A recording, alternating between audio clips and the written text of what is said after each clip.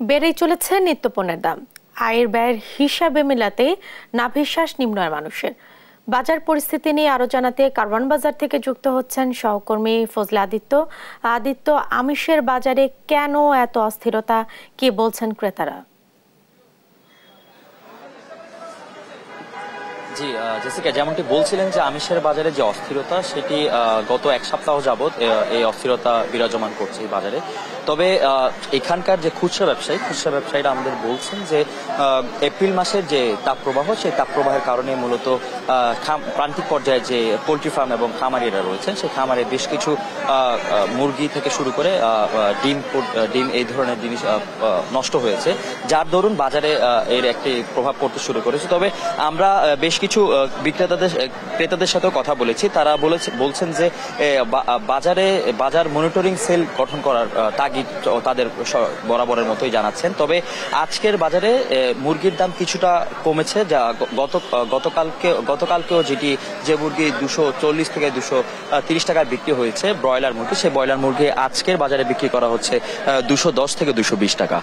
তবে ডিমের ক্ষেত্রেও ঠিক একই জিনিস। ডিমও গত এক সপ্তাহ যাবৎ কিন্তু 140 থেকে 50 টাকা বিক্রি করা হচ্ছে, সেটি 5 টাকা কমিয়ে আজকের বাজারে বিক্রি করা হচ্ছে 145 টাকায়। আপনাকে একটি জিনিস জানিয়ে দেই যে সকাল থেকে কিন্তু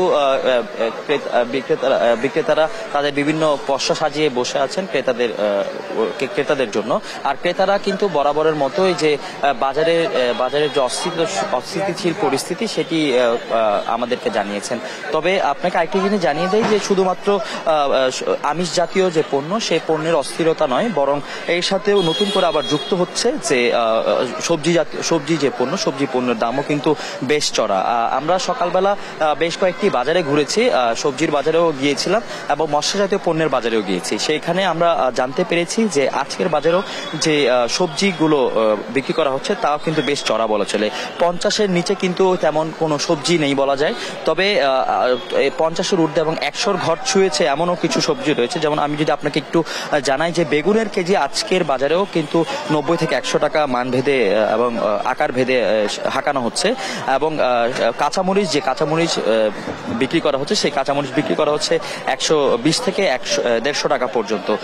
তবে আমরা এই দাম বৃদ্ধি প্রসঙ্গে বিক্রেতারা আমাদেরকে বরাবরের মতোই জানাচ্ছেন যে ফসলি জমিতে এবং সবজির যে ফসলি জমি, সেই ফসলি জমিতে এপ্রিল মাসের যে তাপপ্রবাহ ছিল এবং খরা ছিল, সেই কারণেই মূলত কিছু সবজি বিনষ্ট হয়েছে, যার দরুন এই ধরনের দাম বৃদ্ধি পেয়েছে। এছাড়া বিক্রেতারা বলছেন যে এদের এই ধরনের দামের সাথে এই ধরনের দাম বৃদ্ধির কারণে তারা আয়ের সাথে যে ব্যয়ের সামঞ্জস্যতা সেটি কিন্তু তারা মিলাতে পারছে না। তবে আমরা কথা বলেছিলাম যে বিক্রেতাদের সাথে, বিক্রেতারা আমাদেরকে যেটা জানিয়েছেন যে সকাল থেকে কিন্তু ক্রেতাদের সমাগম তাদের পর্যাপ্ত রয়েছে এবং বাজারের চাহিদা অনুযায়ী ভিত্তি করে কিন্তু এই পণ্যের যোগান যদি চাহিদা অনুযায়ী থাকে তাহলে মূলত হচ্ছে এই দামগুলো কমে আসবে। তবে আপনাকে আরেকটি জিনিস জানিয়ে দিই যে আমরা ইতিপূর্বে ভোক্তা অধিকারের মহাপরিচালকের সাথে কথা বলেছি। তিনি আমাদেরকে যেটি জানিয়েছেন যে যারা এই ধরনের বাজারের সাথে বাজার সিন্ডিকেটের সাথে জড়িত তাদের একটি লিস্ট কিন্তু তারা তৈরি করেছে এবং সেটির উপর ভিত্তি করে তিনি আমাদেরকে গতকালকে জানিয়েছেন যে তেজগাঁয়ের যে আমিষ জাতীয় পণ্য যে ডিম মালিক সমিতি রয়েছে তাদের বিরুদ্ধে একটি আইনানুগ ব্যবস্থা নেওয়ার কথা তিনি আমাদেরকে জানিয়েছেন এবং সরকারের যে সংশ্লিষ্ট মন্ত্রণালয় রয়েছে বাজার কেন্দ্রিক, সেই সকল সংশ্লিষ্ট মন্ত্রণালয়কে যদি একসাথে সম্মিলিতভাবে কাজ করে হয়তো এই বাজার নিয়ন্ত্রণ করা সম্ভব।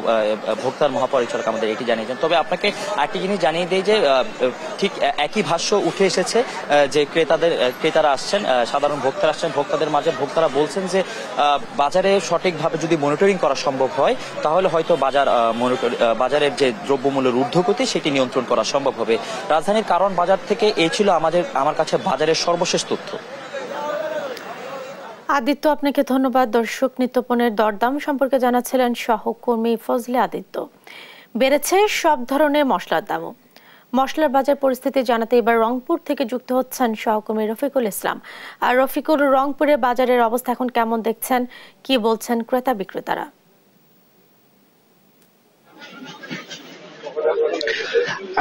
জেসিকা, ধন্যবাদ আপনাকে। আপনি জানেন যে আর কিছুদিন পরেই ঈদুল আজহা অনুষ্ঠিত হবে। ঈদুল আজহাকে ঘিরে প্রতিটি মুসলিম সম্প্রদায়ের মানুষের ঘরে ঘরে বাড়তি মশলার প্রয়োজন হয়।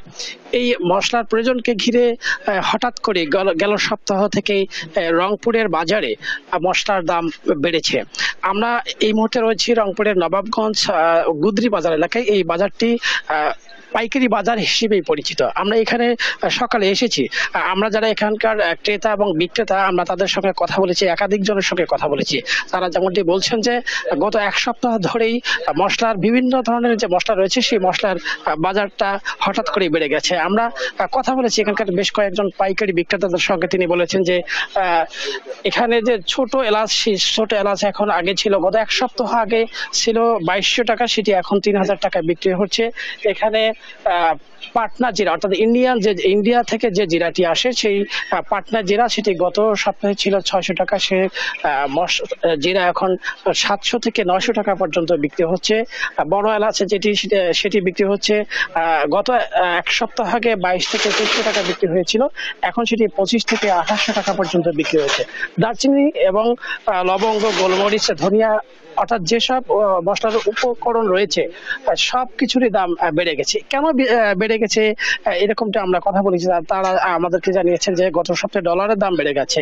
এই ডলারের দাম বেড়ে যাওয়ার কারণেই বিভিন্ন যারা আমদানিকারক রয়েছে, এজেন্ট রয়েছে, তারা দামটা বাড়িয়ে দিয়েছেন। অর্থাৎ এই ঈদকে ঘিরে যে একটা সিন্ডিকেট রয়েছে, সেই সিন্ডিকেটটা অনেকটা তৎপর হয়েছে, এমনটা আমাদেরকে জানিয়েছেন এখানকার ক্রেতা এবং বিক্রেতারা। এখানকার যারা ক্রেতা রয়েছেন, খুচরা পর্যায়ে যারা ক্রেতা রয়েছেন, তাদের সঙ্গে আমরা কথা বলেছি। তারা বলেছে বাজার মনিটরিং খুবই প্রয়োজন। বাজার মনিটরিং হলে হয়তো বা এর মশলার দামটা কিছুটা হলেও কমে যাবে। আমরা এই নিয়ে আজকে আমাদের সঙ্গে যুক্ত করতে চাই একজন মশলার পাইকারি বিক্রেতা। আমরা তার কাছেই জানতে চাই যে কেন হঠাৎ করে এই মশলার দামটা বেড়ে গেল। আসসালামু আলাইকুম। মশলার দামটা আসলে স্বাভাবিকত যে বিগত এক সপ্তাহ আগে আপনার যে দামটা ছিল সেই দাম থেকেই এখন প্রতি কেজিতে আপনার 60-70 টাকা 100 টাকা বেড়েছে। এর কারণটা হলো গত বুধবারে আপনার ডলারে প্রতি 60 টাকা বাংলাদেশ ব্যাংক এটা নির্ধারণ করেছেন। তো নির্ধারণ করাতে যখন যারা ইম্পোর্টার আছে চট্টগ্রামে, ঢাকায় বিভিন্ন পয়েন্টে, এনারা ওটাকে আপনার যোগ করছে যে ডলারের দাম, ভ্যাটের দাম নিয়ন্ত্রণ হিসেবে আপনার প্রতি কেজিতে শতকরা যদি 60 টাকা বাড়ে তাহলে 400 টাকার মাল অলরেডি 28 টাকা, 30 টাকা, 50 টাকা এইভাবে বাড়তে পারে। তো এই জিনিসটা আপনার বাণিজ্য মন্ত্রণালয় অথবা আপনার যদি বাংলাদেশ সরকার যদি সে কত টাকা সে এলসি করলো, তার এলসিটা কততে পড়লো, এটা আপনার বর্ডারে যখন আপনার কাস্টম করে নিয়ন্ত্রণ করে তখন সে নির্ধারণ করতে পারে। এখান থেকে আপনার যে জায়গায় ইম্পোর্ট হবে সেই জায়গা থেকে নির্ধারণ করতে পারে। আমরা মনে করেন ইম্পোর্টারের কাছ থেকে আপনার যদি একটা মাল 700 টাকা কিনি, 710 টাকা আমাদের কস্টিং যাচ্ছে বাড়া, আমরা 720 টাকা বিক্রি করি, 30 টাকা বিক্রি করি। তো আমাদের এখানে যেমন গত বছরে জিরা 1000 টাকা ছিল, এই বছর আপনার 600 টাকাতে নেমে গেছে। তো 600 টাকাতে নামে যাওয়াতে আমরা কম দামে পাচ্ছি, কম দামে ক্রেতাদেরকে দিতে পারতেছি। আপনার আমাদের কাছে এখানে মধ্যে 1000 টাকা হইলো 5 টাকা লাভ, আর 500 টাকা হইলো 5 টাকা লাভ।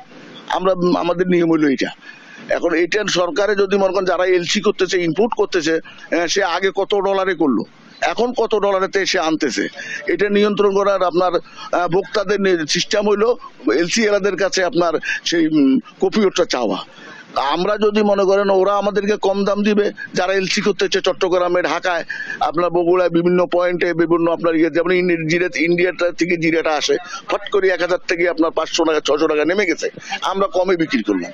আর এখন যদি তাই হয় তাহলে যে আপনি শুনছিলেন যে আমরা একজন এখানকার যে মশলা পাইকারি বিক্রেতা তার সঙ্গে কথা বলছিলাম। এখানকার যারা ক্রেতা রয়েছেন আমরা তাদের সঙ্গে কথা বলেছি। বাজার, এই মশলার বাজার নিয়ন্ত্রণে জেলা প্রশাসন এবং ভোক্তা অধিকারের অভিযান খুবই জরুরি বলে তারা মনে করছেন। জেসিকা, এই ছিল রংপুর থেকে মশলার বাজারের সর্বশেষ খবর।